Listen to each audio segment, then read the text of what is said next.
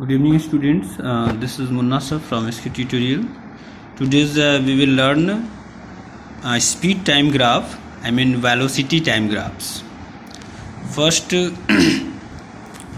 we can have three types of speed time graphs. Speed time graphs जो है तीन प्रकार के होता है. वो तीन केसेस में फर्स्ट केसेस है when the speed of the body remains constant.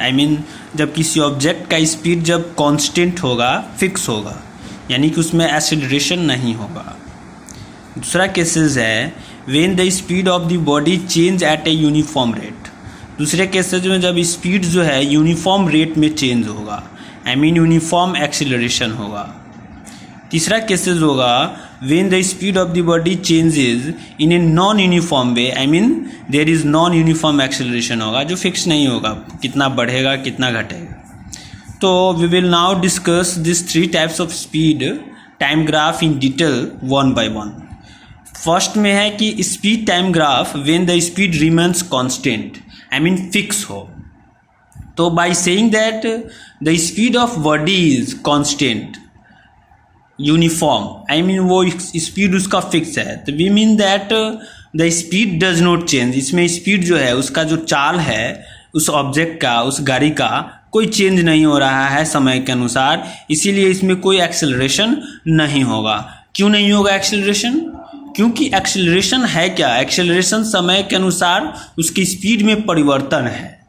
तो इसमें कोई स्पीड में परिवर्तन हो ही नहीं रहा है, इसलिए उसमें एक्सेलरेशन नहीं होगा. So a speed time graph for a body moving with constant speed में अगर कोई बॉडी मूव कर रहा हो, यूनिफॉर्म स्पीड में मूव कर रहा हो, तो वो स्ट्रेट लाइन होगा parallel to the time axis का, जो आप फिगर में देख रहे हैं. फिगर आपको दिखाई दे रहा है, यहाँ पे देखिए स्पीड टाइम ग्राफ जो कांस्टेंट है, तो वो कांस्टेंट स्पीड जो है इसका पैरेलल है टाइम एक्सिस्ट का, सेम फिक्स होगा.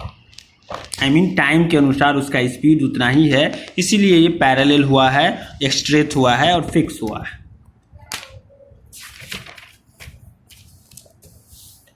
आप यहाँ देख सकते हैं, एक्चुअली में इन अदर वर्ड्स में आप कह सकते हैं कि if the speed time graph of a body is a straight line parallel to the time axis पे अगर ग्राफ आपको मिले, then the speed of the body is constant.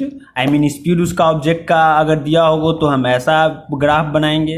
अगर ग्राफ ऐसा दिया हो तो हम स्पीड जो है निकालेंगे तो वो कांस्टेंट होगा, यूनिफॉर्म होगा. Since the speed of the body is constant और यूनिफॉर्म, तो देयर इज नो एक्सेलरेशन, यहाँ पे एक्सेलरेशन नहीं होगा. And hence there is no question of finding the acceleration, निकालने के लिए भी क्वेश्चन ऐसा नहीं होगा इस टाइप के टाइम ग्राफ में. ध्यान रखेंगे इस बात को. We can however find the distance traveled by the body in given time from such a speed time graph से, इस टाइप के ग्राफ से हम डिस्टेंस प्राप्त करने के लिए दिया रहेगा, जो कि नीचे दिया गया है कि we know that speed equals to क्या होता है, distance travel by time taken. So distance travel equals to क्या हो जाएगा, स्पीड इनटू टाइम टेकन हो जाएगा. Equation 1. Now to find out the distance travel by the body at point C, तो we draw a perpendicular C B बना देंगे. जो speed time graph में आपने देखा है कि सी बी पहले उसका परपेंडिकुलर बना देंगे एट पॉइंट सी पे, जो मीट करेगा straight line graph point b का. नाउ स्पीड एट सी, यहाँ पे आप फिगर देख रहे हैं, ये परपेंडिकुलर ही बना हुआ है ना पॉइंट सी पे, ये परपेंडिकुलर बना है.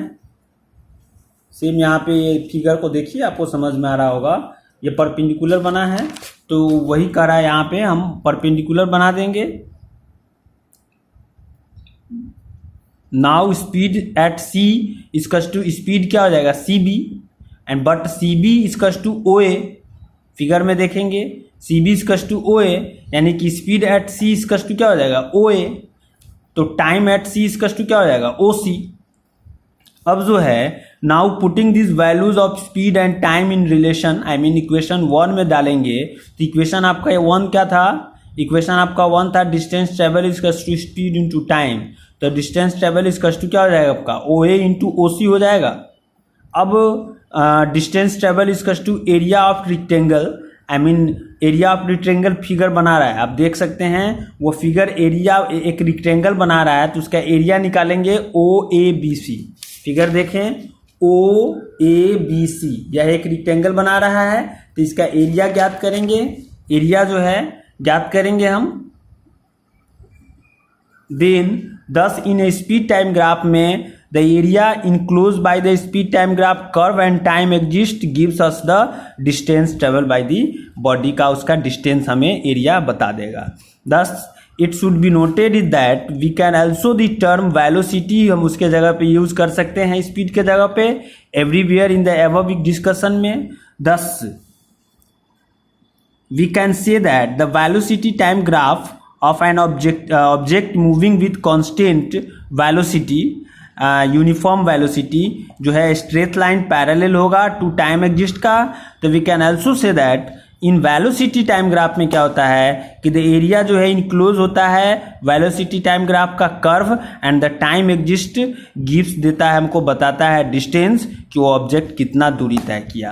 We will now discuss the speed time graph of a body when its speed changes at a uniform rate, that is when the acceleration of the body is uniform होगा। तो क्या होगा, चलिए यहाँ पे आते हैं, इस फिगर को हम देखते हैं। तो अभी अभी हम समझे हैं तीनों पॉइंट के बारे में, तीनों प्रकार के बारे में। फर्स्ट तो हम लोग समझ गए जब कांस्टेंट स्पीड होगा जहाँ पे एक्सेलरेशन नहीं होगा, आई मीन जीरो होगा। अब इसमें जो यूनिफॉर्म रेट में अगर स्पीड बदलेगा टाइम के अनुसार तो एक्सेलरेशन भी यूनिफॉर्म होगा। तो कैसा ग्राफ बनेगा, जब when a body moves with uniform acceleration में जब कोई बॉडी मूव करता है मतलब फिक्स इंटरवल ऑफ टाइम में फिक्स स्पीड उसका मूव कर रहा है तो इट्स स्पीड चेंज होता है equal amounts in equal intervals of time, इसीलिए इसको यूनिफॉर्म बोलते हैं ना।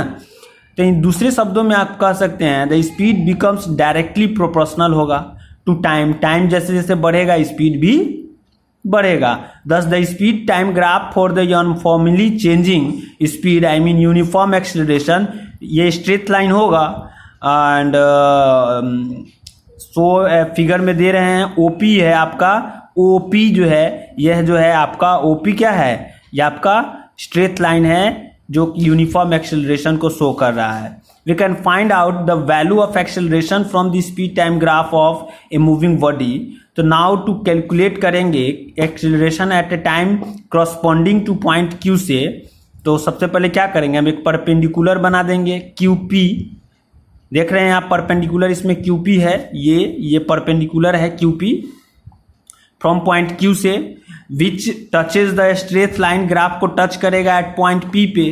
तो एक्सेलरेशन इक्वल्स टू क्या होता है, एक्सेलरेशन इक्वल्स टू होता है change in speed I mean velocity का परिवर्तन by time taken. Then in figure 36 the change in speed is represented by p q है, ये पी क्यू जो है इसका स्पीड चेंज को रिप्रेजेंट कर रहा है, पी क्यू इसका स्पीड चेंज को रिप्रेजेंट कर रहा है। ये जैसे इसका स्पीड बढ़ेगा ये उतना ऊपर चला जाएगा, आई मीन ये स्पीड को रिप्रेजेंट कर रहा है।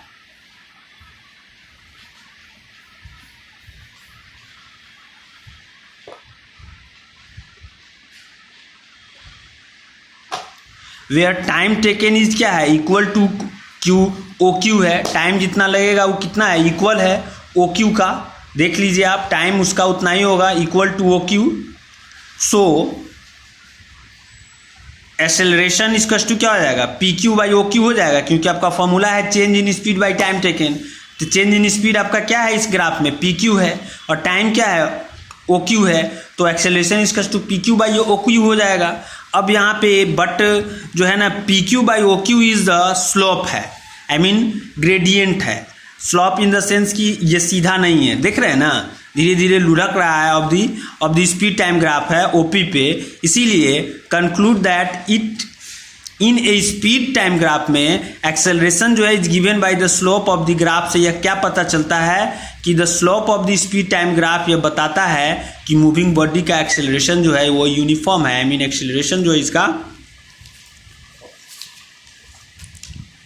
डिस्टेंस जो उसका ट्रैवल कर रहा है, travel by a moving body in a given time also be calculated from its speed time graph.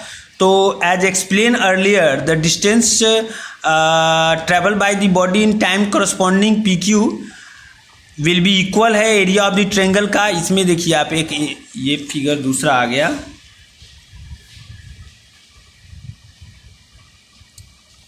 चलिए इसके बाद फिर दूसरे दिन बताएंगे।